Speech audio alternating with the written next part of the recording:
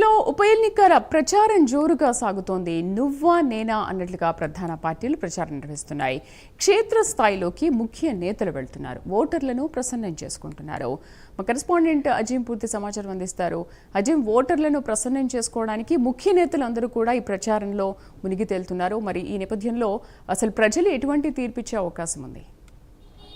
Jubilee hills bypoll fight చాలా సీరియస్గా కొనసాగుతుంది. మూడు రాజకీయ పార్టీల మధ్య ప్రధానంగా ఈ పోటీ ఏదైతే నెలకొంది, అటు బీజేపీ, బీఆర్ఎస్, కాంగ్రెస్ మూడు పార్టీల మధ్య ఏదైతే పోటీ నెలకొందో, ఈ మూడు పార్టీలకు సంబంధించినటువంటి అగ్రనేతలందరూ కూడా ఇప్పటికే ఏదైతే ప్రచారంలో హోరీనా ఏదైతే ప్రచారం కూడా కొనసాగిస్తారు, ఇంటింటికి వెళ్ళి కూడా తమకే ఓటు వేయాలని చెప్పి కూడా ఏదైతే అక్కడ ఉన్నటువంటి పబ్లిక్కి ఏదైతే వారు చెప్తున్నారో, అలాగే బీజేపీ వస్తే ఏం చేస్తుంది, డబుల్ ఇంజన్ సర్కార్ విధంగా అక్కడ బీజేపీ ఉంది కాబట్టి ఇక్కడ బీజేపీకి ఒకసారి అవకాశం ఇస్తే రానున్న రోజుల్లో రాష్ట్రంలో కూడా బీజేపీ సర్కార్ అధికారంలో వస్తే మరింత మేలు జరుగుతుందని చెప్పి ఒకవైపు బీజేపీ పార్టీకి సంబంధించిన నాయకులు చెప్పుకుంటూ వస్తుంటే, ఇక గతంలో 10 ఏళ్ళు అధికారం ఉండి ఏదైతే పరిపాలించిన బీఆర్ఎస్ పార్టీకి సంబంధించిన నేతలు కూడా గత 10 ఏళ్ళు తాము ఏం చేశాము, తాము ఉంటే ఎలా అభివృద్ధి జరిగింది, అలాగే ఇప్పుడు ఉన్నటువంటి కాంగ్రెస్ పార్టీ చేస్తున్నటువంటి అభివృద్ధి ఏమీ లేదు, శూన్యంగా ఉంది. సో ఈ నేపథ్యంలో ఇప్పుడు కాంగ్రెస్కి బుద్ధి చెప్పాలంటే జూబ్లీ హిల్స్ బైపోల్లో ఏదైతే ఖచ్చితంగా బీఆర్ఎస్కి అవకాశం ఇస్తే గెలిపించినట్టయితే కాంగ్రెస్కి ఇది ఒక చెంపపెట్టులా ఉంటుంది. ఖచ్చితంగా కాంగ్రెస్ భయపడి కాంగ్రెస్ ఇచ్చినటువంటి పథకాలు, హామీలు ఏవైతే ఉన్నాయో అన్ని హామీలను కూడా అమలు చేసే దిశగా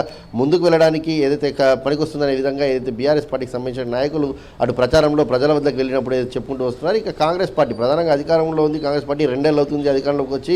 ఈ నేపథ్యంలో లోకల్ క్యాండిడేట్ నవీన్ యాదవ్కి టికెట్ ఇచ్చింది. సో ఈ నేపథ్యంలో కాంగ్రెస్ పార్టీ అమలు చేసిన పథకాలు ఏమైతే ఉన్నాయో అన్ని పథకాలను కూడా ఏదో ప్రజలకు తీసుకెళ్లాలని చెప్పి ఇప్పటికే సీఎం రేవంత్ రెడ్డి, పీసీసీ అధ్యక్షుడు మహేష్ కుమార్ కూడా చాలా స్పష్టంగా అటు నేతలకు దిశానిర్దేశం చేశారు. సో ఈ నేపథ్యంలో కాంగ్రెస్ పార్టీ వచ్చిన తర్వాత మొదలుపెట్టినటువంటి ఏదైతే మహిళలకు సంబంధించినటువంటి ఉచిత బస్సు కావచ్చు, 500 రూపాయల గ్యాస్ సబ్సిడీ కావచ్చు, 200 యూనిట్ల వరకు ఉచిత కరెంటు, అలాగే సన్న బియ్యము, రేషన్ కార్డులు, ఇలా అన్ని పథకాలు ఏవైతే కాంగ్రెస్ ప్రభుత్వం వచ్చిన తర్వాత ప్రవేశపెట్టిందో ఈ అన్ని పథకాలకు కూడా ప్రజలకు చేరవేస్తున్నారు. ఇందిరా మహిళలకు సంబంధించి 5 లక్షలు ఇస్తున్న అంశం కావచ్చు, ఇటీవల రిలీజ్ చేసిన ఫీజు రియంబర్స్మెంట్, అలాగే ఏదైతే ఓవర్సీస్ స్కాలర్షిప్, ఇలాంటి ప్రతి ఒక్క పథకం కాంగ్రెస్ పార్టీ వచ్చిన తర్వాత చేస్తున్నటువంటి అభివృద్ధి సంక్షేమ పథకాలన్నీ వివరిస్తూ ఇప్పటికే 200 కోట్లకు సంబంధించి ఏదైతే జూబ్లీ హిల్స్లో అభివృద్ధి పనుల శంకుస్థాపన కూడా వేయడం జరిగింది. గత 10 ఏళ్ళు బీఆర్ఎస్ పార్టీ ఏదైతే అభివృద్ధి చేయలేదు, పూర్తిగా ఆ జూబ్లీ హిల్స్ అంటే అందరూ ఒక అద్దాల మేడ అనుకుంటారు, కానీ కేవలం 10% వరకు అద్దాల మేడ ఉంటుంది. మిగతా 90% అంతా కూడా పూర్తిగా స్లమ్ ఏరియా ఉంటుంది. సో స్లమ్ ఏరియాని డెవలప్ చేయడం ఇంపార్టెంట్, అక్కడ ఉన్నటువంటి రోడ్స్ని డెవలప్ చేయడం ఇంపార్టెంట్, డ్రైనేజ్ వ్యవస్థను ఏదైతే అభివృద్ధి చేయడం ఇంపార్టెంట్, అలాగే వాటర్ ఫెసిలిటీని తీసుకురావడం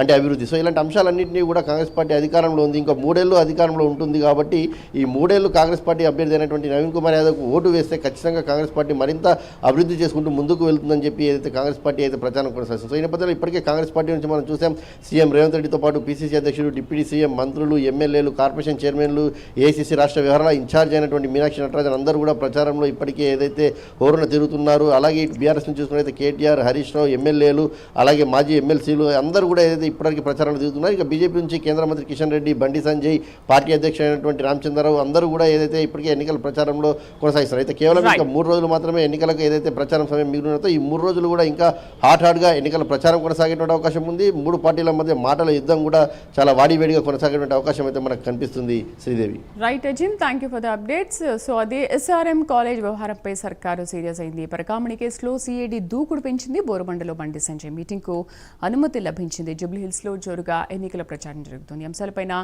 మా ఫీల్డ్ రిపోర్ట్లో మా రిపోర్టర్స్ అందించిన పూర్తి సమాచారం.